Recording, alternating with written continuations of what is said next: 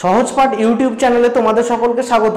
দেখো আজকে একটা ছোট্ট অংশ ক্লাস 8-এর ইতিহাসের তৃতীয় অধ্যায় ঔপনিবেশিক কর্তৃত্ব প্রতিষ্ঠা। এখান থেকে তোমাদের একটা গুরুত্বপূর্ণ সেকশন রয়েছে, যেটা হচ্ছে আমরা জানি, তার আগে আমি একটা জিনিস বলে দিই যে ইংরেজরা ছিল সাধারণত একটু বণিক সংস্থা, ঠিক আছে। ওরা ভারতে এসেছিল উপনিবেশ স্থাপন করার জন্য।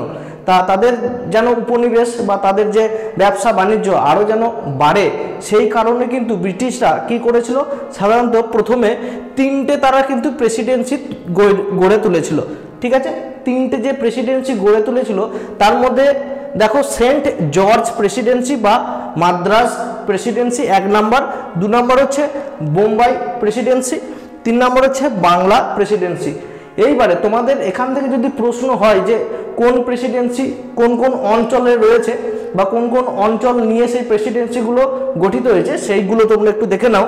দেখো মাদ্রাজ প্রেসিডেন্সিতে যে অঞ্চলগুলো পড়ে সেগুলো হচ্ছে তামিলনাড়ু, কেরালা, অন্ধ্রপ্রদেশের কিছু এলাকা, কর্ণাটক ও দক্ষিণ উড়িষ্যার কিছু অঞ্চল, ঠিক আছে।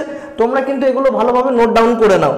2 নম্বর হচ্ছে বোম্বাই প্রেসিডেন্সির মধ্যে কি কি অঞ্চল পড়ছে, পশ্চিম ও মধ্য ভারত এবং আরব সাগরের তীরবর্তী অঞ্চল এবং সিন্ধু প্রদেশও কিন্তু এর মধ্যে অন্তর্গত। এরপরে চলে আসি বাংলা প্রেসিডেন্সি। বাংলা প্রেসিডেন্সির মধ্যে সবথেকে গুরুত্বপূর্ণ কোন কোন অঞ্চল, বাংলা, বিহার, উড়িষ্যা, আসাম ও ত্রিপুরার অঞ্চলগুলো, ঠিক আছে।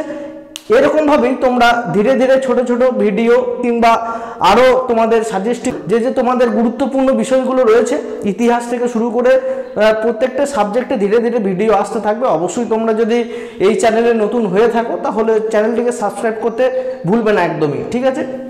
তা আজকের ভিডিওটা এই অবধি।